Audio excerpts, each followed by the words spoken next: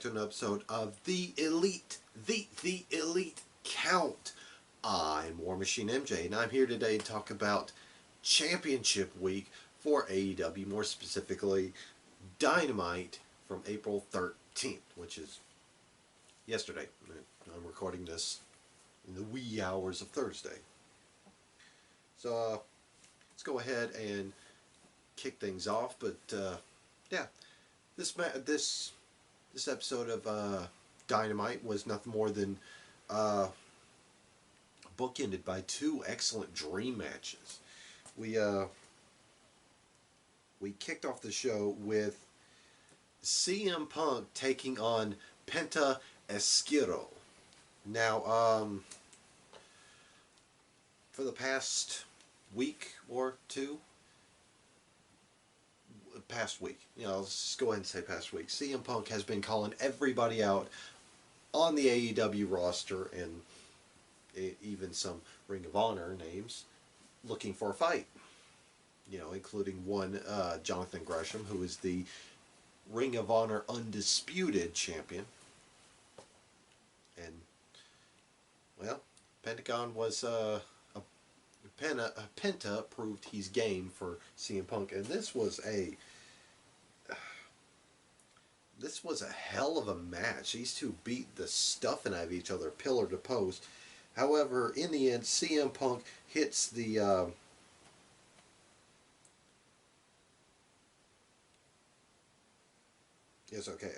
CM Punk hits the GTS on Penta for the win, and we move on to earlier in the day footage from the Jericho Appreciation Society. Of course, they're on the tarmac. They just got off of their private jet, cutting a promo talking about the trios match coming up later. When they hear some commotion from the front of the plane, from the front of the jet, and it's a car with Kingston, Santana, and Ortiz, making good on their on-site promise. And as they drive away, there's the former 2.0 laying on the tarmac. I'm not sure which is which. All I know is one of them got his shoes yoinked and the other got his thumbs dislocated. Next, we had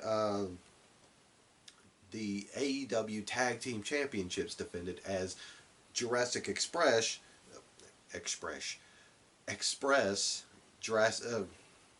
Luchasaurus and Jungle Boy defended against Kyle O'Reilly and Bob Fish of Redragon. And yeah, another banger match, especially in the tag team division. That's no surprise. But in the end,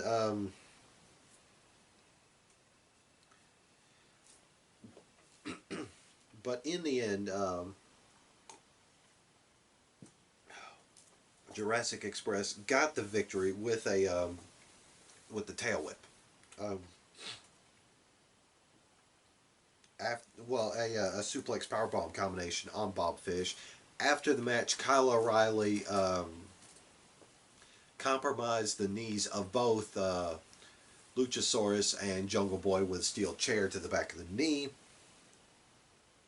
And as Redragon is going up the stage, FTR come out, basically making it known that they want to crack against Jurassic Express. Of course, FTR are the holders of the Ring of Honor and AAA Tag Team Championships, which there are times when I forget that they're AAA Tag Team Champions.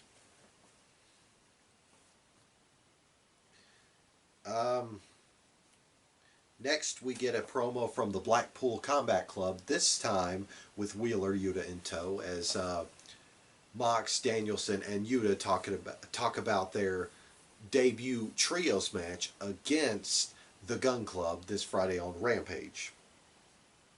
And let's just say the Blackpool Combat Club had no nice things to say about the Gun Club.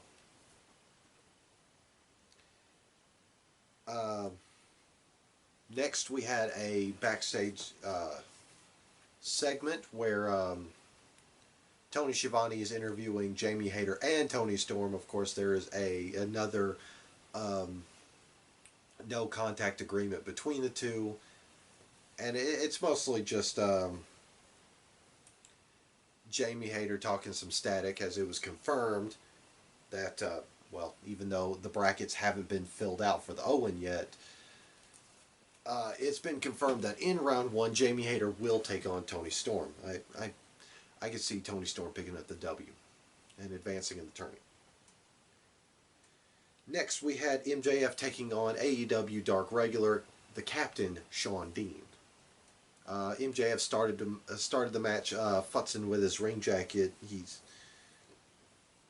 He apparently zipped his scarf into the ring jacket, but it was all a ruse as he ambushed Shawn Dean from behind. And then, he's taking some cheap pot shots at Shawn Dean and gesturing as right as he's relishing in his cleverness.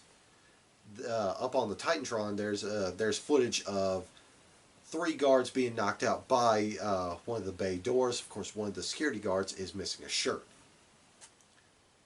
which means Wardlow is lurking around like Jaws or something. After that, MJF goes back to work on Shawn Dean, focusing on the task at hand, but instead he takes him to the outside and toys with him some more. Then MJF goes to the barricade, and he's celebrating as Wardlow, disguised as security, steps up behind him and, well, basically gives MJF a good run. And as MJF is running, he goes up. Wardlow chases MJF up the rampway, and Shawn Spears cracks Wardlow in the back with a chair. That doesn't faze the big war dog. Of course, he tries to powerbomb Shawn Spears, but a squad of security guards stop him, and of course he's just teeing off on them as they come. The last guy that he picks up in the first wave powerbombs him right on the apron, and then he's mobbed by 2 more waves of security. As as all this is going on, the referee is counting out MJF, and right as Bryce Remsburg hits 9, MJF tells Remsburg, "Listen, whatever Tony Khan is paying you, I will triple that if you don't count me out." Remsburg hesitated for a second, and then he goes 10. So once again, the captain, Shawn Dean, picks up another victory on MJF, and Shawn Dean making some history. Not only did he pick up a victory, well, the first AEW DQ victory, now he's picked up the first AEW countout victory. So, cheers. He may not be doing a whole lot, but he's quietly making some history.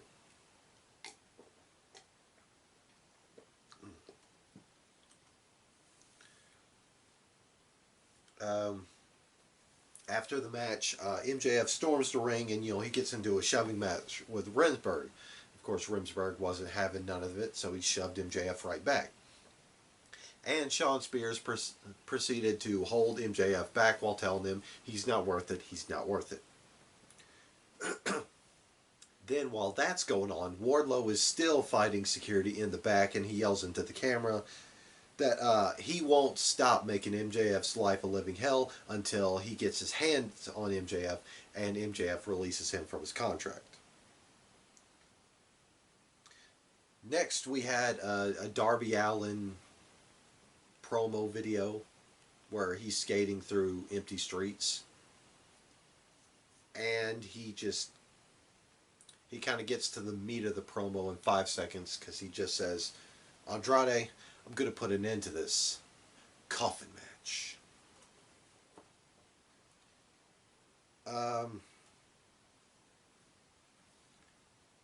Next was a Malachi Black promo where he talked about ripping open his throat and finding an abyss of razor blades. Yeah, this was a cryptic promo.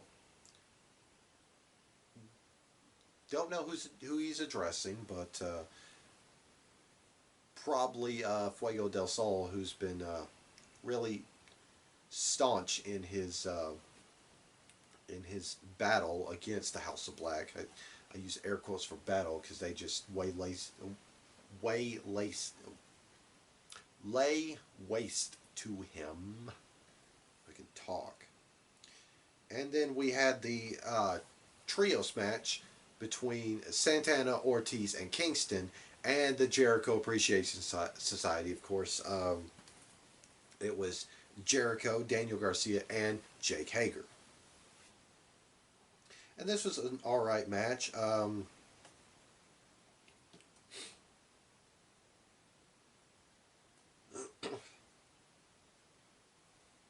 Anyway, towards the finish,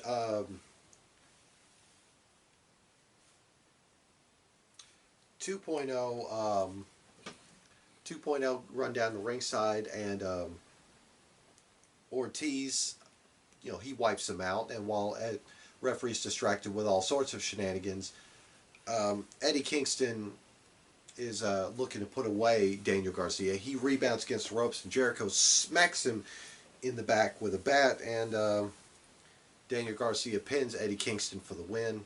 Of course, Kingston, Santana, and Ortiz continued to get jumped after the bell.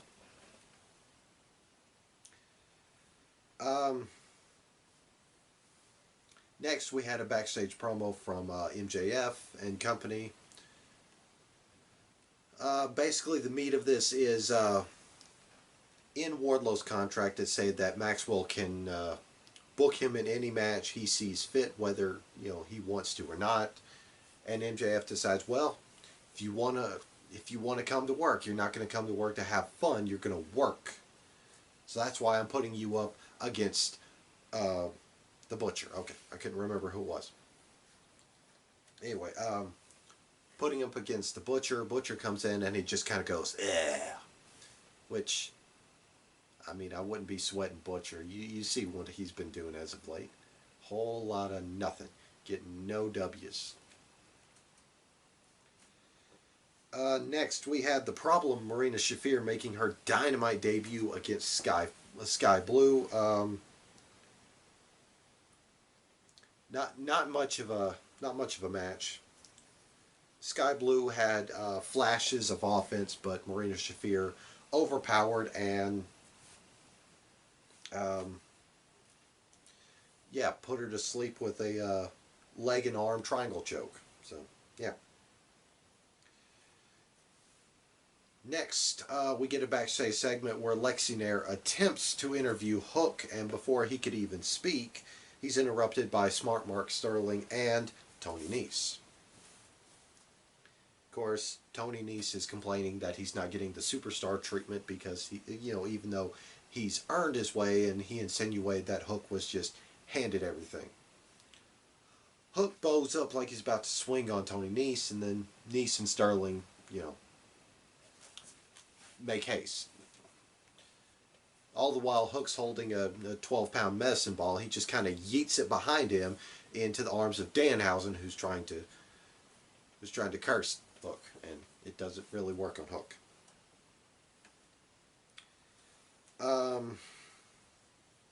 Come back from commercial, and Minute of the Year cut a promo, basically calling out Sammy Guevara ahead of Battle of the Belts 2, where Scorpio Sky will defend against Sammy Guevara.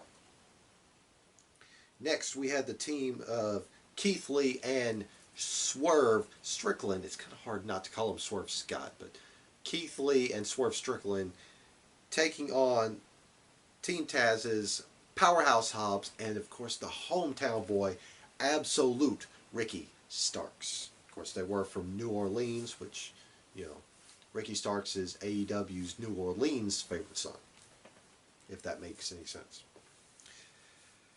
Oh boy, what an absolute match, and no pun intended. This was a belter. Like, the fans were just on they were on all cylinders for the whole damn show.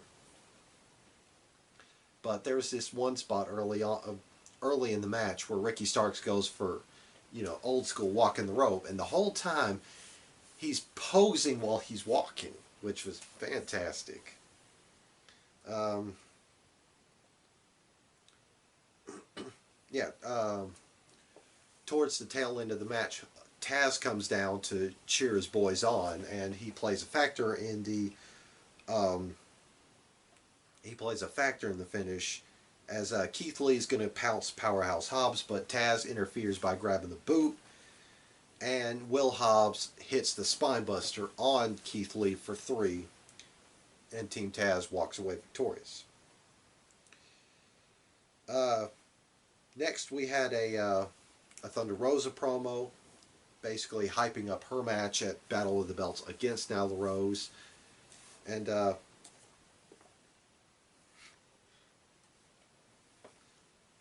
Nyla Rose and Vicky Guerrero roll up into the interview with a cake. Of course, Vicky and Nyla Rose, you know, just kind of backhand compliments Thunder Rosa on her title reign, saying it will be the shortest title reign. Thunder Rosa then, ask them if they think that she's stupid, and of course they without missing a beat, go yes, and then Thunder Rosa takes the cake and shoves it right into Nyla Rosa's face. Nyla Rose, in a fit to get her hands on Thunder Rosa, she accidentally belts Vicky. And then Nyla Rose and Thunder Rosa get to scrapping. And come back from commercial, and they hype up the Texas death match. Almost called it a tornado death match, but the almost did it again. Damn it! Texas death match on this Friday's live Dynamite. Of course, Adam Page defending the AEW World Championship against Adam Cole, baby. And next, oh my God, the main event for the Ring of Honor Television Championship. TV champion Minoru Suzuki taking on Samoa Joe. Now, doing the introductions is ROH ring announcer Bobby Cruz, which, low-key, I kind of like Bobby Cruz's announcing. I kind of like it. Anyway, but this match, for the whole damn thing, I had just an absolute stupid grin on my face watching this. This was like fucking catnip. Oh my God, because these two bastards spent the first 2 minutes of the match just leathering each other and paintbrushing each other. Just, oh. I mean, fucking Suzuki's chest was, was kind of lightish red, while Samoa Joe was, his was going red and purple and blue and just, oh. And then they proceeded to beat the hell out of each other. Minoru Suzuki, hell bent on stretching Samoa Joe out. But, like all good things, this match had to come to an end. Samoa Joe hits the Muscle Buster on Suzuki and becomes the new Ring of Honor World Champion. Of course, that's the only singles belt Samoa Joe did not hold when he was in Ring of Honor. After the match, Sanjay Dutt and Jay Lethal, congratulate Joe on his victory, had a present for him. Jay Lethal's got this box. He opens the box, and it's just Jay Lethal doing one of these.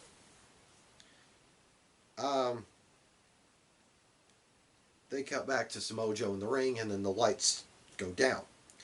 The lights come back up, and behind Samoa Joe is, now I'm going to butcher the hell out of this name, but I do apologize. Satnam Singh was behind him. Of course, this guy is a massive 7-footer. Like, from what they were saying on commentary, he was the first native Indian from India drafted into the NBA, which I can see why the hell they want him. But apparently he's been training at the AEW training dojo or facility or whatever they're calling it, under the tutelage of Sanjay Dutt.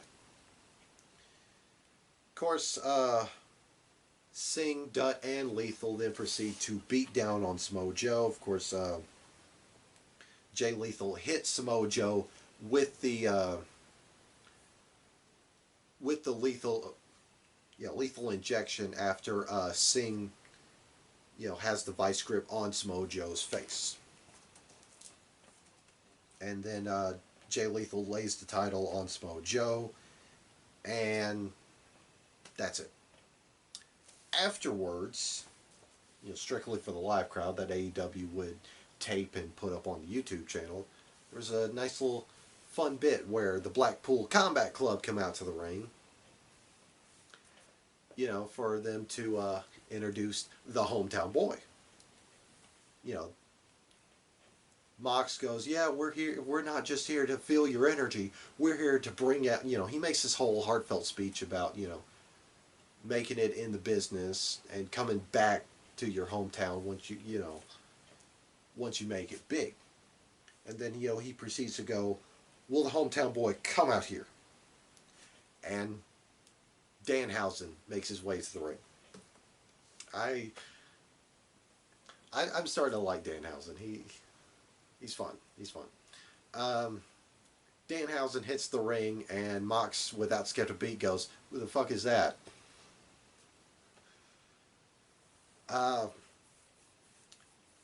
Yuta says, oh, he's an old friend of mine, but, well, things have gotten kind of complicated. Mox goes, yeah, okay, you're not going to hang out with people like these anymore. Give me 10 push-ups right over there. He does 10 push-ups as Danielson and the rest of the crowd count. He pretends to struggle at the 10th one, and then he just pops back up. Danhausen, he compliments Yuta and Mox and Danielson. He's just like, you look good, you look good, you look good. Points at William Regal. He's like, you look the best out of all of you. William Regal's got this just man about town smile on his face. And then Danhausen says, listen, give me the suit. Give me the suit and the shoes. And of course, just some, well, he tells him, he gives him an ultimatum, says, give me the suit or you'll be cursed. Regal's not giving up the suit, which, if you look that good, why would you give it up? He's not giving up the suit, so Danhausen curses him, and God, Regal looked like he was ready to bust. He was selling that he was cursed. His legs were all wobbly. He was having a hard time walking. Danielson and Yuta were trying to help him. And then he gets to the corner, and, he's still having trouble, and Danielson's just yelling at Danhausen. He's like, uncurse him, uncurse him, uncurse him. And Danhausen lifts the curse, shakes his hand, and backs off. Then Danielson goes, okay, we're going to try this one more time. Would the real hometown boy come out? Out comes Hook for like 5 seconds. Comes out, looks at the crowd, waves, and walks off. And, the crowd is chanting for Ricky Starks, of course, from Nolans. Crowd's chanting for Ricky, and Danielson's like, you guys want me to try? I don't know if it'll work. Can't promise anything. Will the real, and he just sounded so deflated at this point. It's like, will the real hometown guy come on out? And of course, Ricky Stark's music hits. He comes out, and he has one or two nice things to say before he's interrupted by the Acclaimed, which I thoroughly enjoy the Acclaimed. Max Caster cuts more of his raps. Running down Nolans. Yeah, he had some fun raps.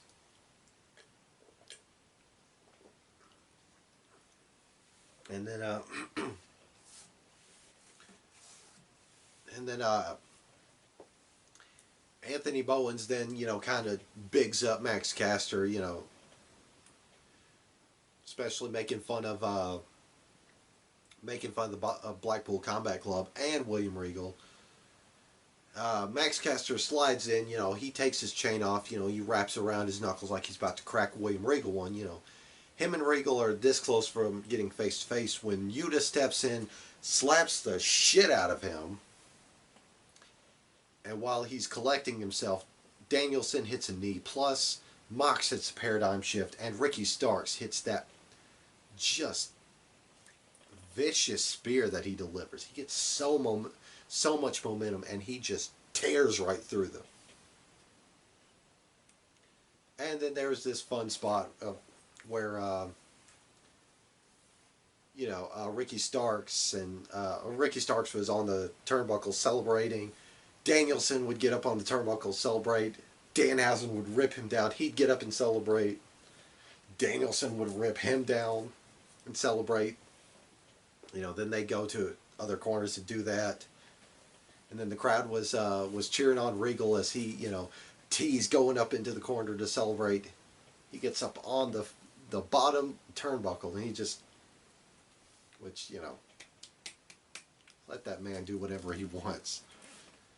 And they just send the crowd home happy.